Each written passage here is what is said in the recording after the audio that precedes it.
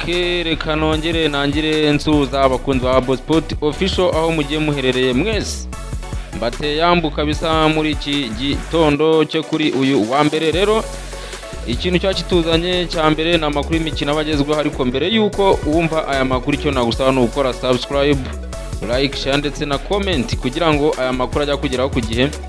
Rero mu makuru y'imikino ni byinshi nkuzaniye. Shampiyona y'u Rwanda, ikipe ya Rayon Sport nyuma y'uko APR gutsinda Etincelles kuri iki cyumweru binaniye, Rayon Sport yari yaraye ikoze akazi ku wa gatandatu nyuma yo gutsinda Muhazi ibitego bibiri ku busa, bitumye n'ubundi Rayon Sport umwanya wa mbere APR yari yitijeho akumweru karenga.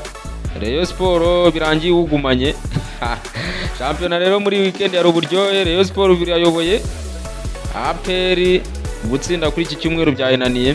Kiyovu Sport nayo ibyo bita imyanya mibi iri kuyumvira hakurya hari akabisa, nyuma y'uko muri iyi weekend nayo kwa gatandatu ije kugenda itsindira Mukure Pfiriya ihuye. Rero Kiyovu Sport nayo imyanya mibi iri kuyivamo. Shampiyona rero ya buryohe ndaza kukubwira uko imikino yagendaga iba, ndakubwira amakuru ya Nige na Clement biri kuvuga yuko rwose ikipe ya Pyramid ishobora kuba irimo neza cyane. Rayon Sport yemeye kwishyura gukina cyangwa se gukina na match bari bafitanye na Mukura mu gikombe cy'amahoro. Match banza yari yaje kugenda itarangira nyuma y'uko ngo amatara hariya kuri stade yahuye byaza kugenda ibibazo. Rero Rayon Sport nyuma y'ibyemezo bya Ferwafa yaje nayo kwemera yuko yakiniye umukino kwa kabiri. Rero nuko biteza tukabireba i Burayi za shampiyona zagarukaga. The Gunners nyuma yo muri Champions League kugendera sare yari hariya n'ubundi yagarutse no muri Premier League naho irazikubita cyane, ije kugenda itsinda ibitego 4-0 muri Espagne. Barcelona yatsindaga mu Budage, Bayern Munich yatsindaga n'ibindi byinshi.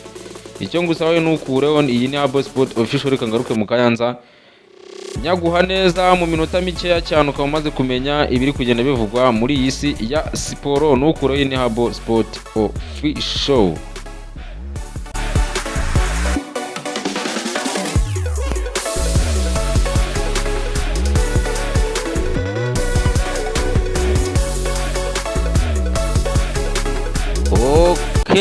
Reka rero tugaruke muri ano makuru y'imikino abagezweho cyane. Ni menshi rero, ariko twebwe tuba tuje kuyakuvuganagurira gake gake ukagenda umenya ibiri kuvuga mu isi ya siporo. Wowe uba utagiye ku mastade, utakurikiye amaradiyo ndetse n'ibindi, aha muri Abo Sport Official ugomba kubihumvira. Rero kuri uyu wa gatanu niho shampiyona y'u Rwanda yatangiraga w'icyumweru gishize. Ikipe ya Gasogi United yaza kugenda itsindwa ibitego 2-0 na Polisi.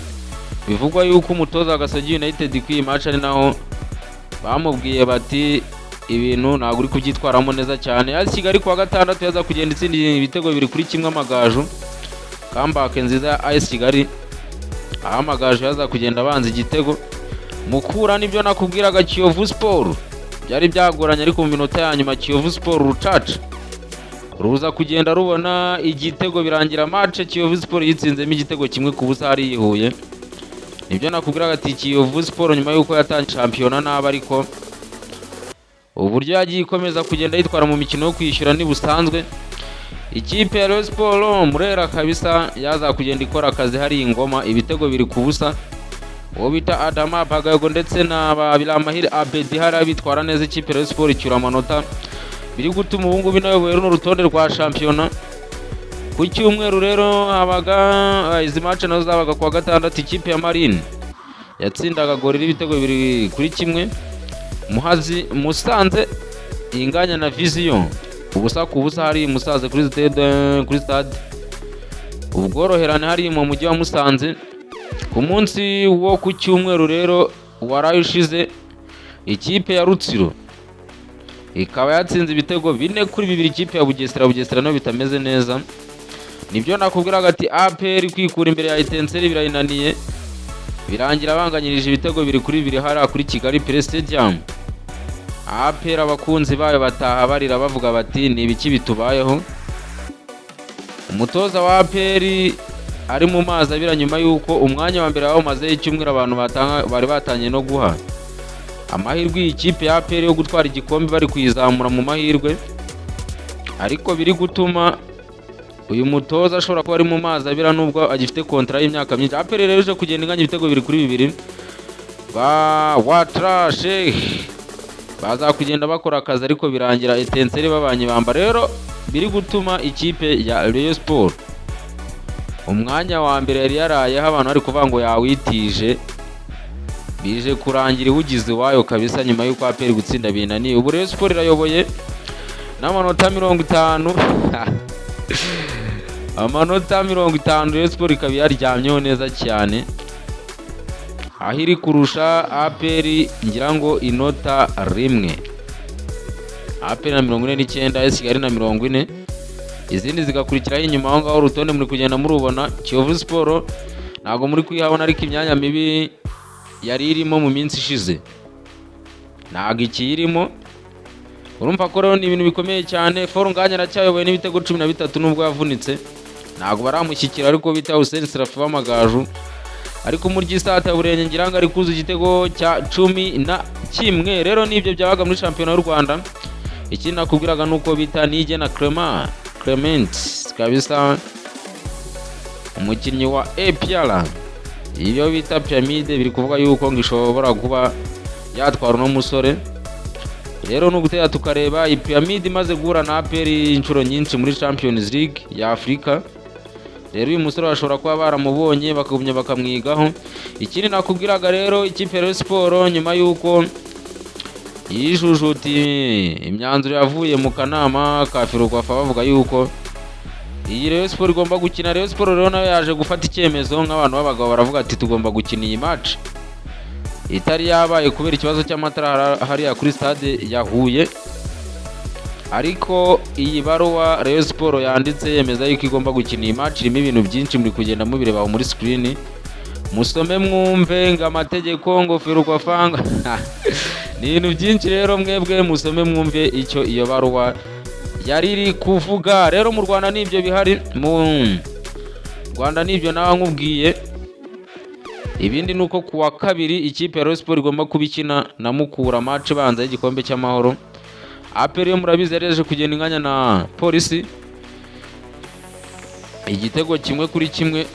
Rero reka twiyambukire tujye i Burayi ni za shampiyona mukunda zari zagarutse nyuma yuko hagati mu cyumweru akomeza aga Champions League. I Burayi rero mu Bwongereza niho duhera, niho mwese mukunda, niho mutegereje muvuga muti amakipe yacu bihagaze bitiye. Bita Brentford kuwa gatandatu yaza kugenda itsinda ibitego 4-2 Brighton. Crystal Palace inganya ubusa ku busa na Bournemouth. Iyo bita Manchester City the Citizen itsinda ibitego 2-0 Everton.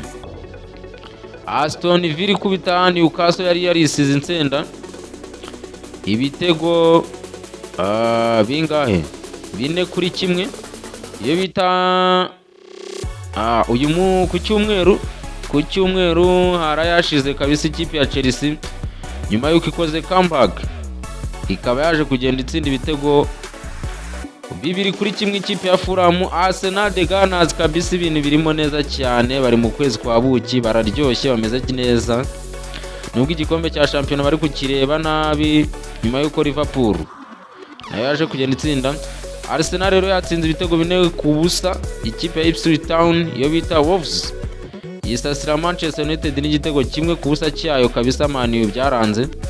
Liverpool nakubwiraga yaje kugenda itsinda igitego 1 ikipe ya Leicester City, bituma Liverpool ikomeza kuba ku mwanya wa mbere. Biri gutuma ikipe ya Liverpool iguma ku mwanya wa mbere n'amanota menshi cyane kabisa, amanota 79.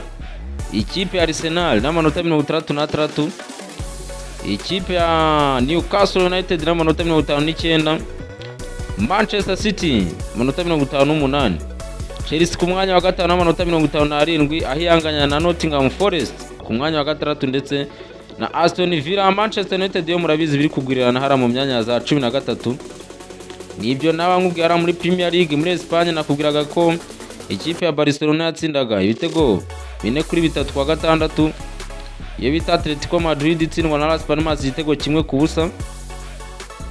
Mu Budage hariya ikipe ya Bayern Munich itsinda ibitego 4-0. Dortmund 3-2 ndetse na Leverkusen igitego kimwe ku busa. Rero nibyo byari bihari mu mikino, niyo update naba nguhayeho gatoya. Ibindi ni muri Abo Sport official irakurikira, nukureho wowe kora subscribe gusa, ubundi dukomeze kugenda tubana, mukomeze kugira umunsi mwiza. Ciao ciao.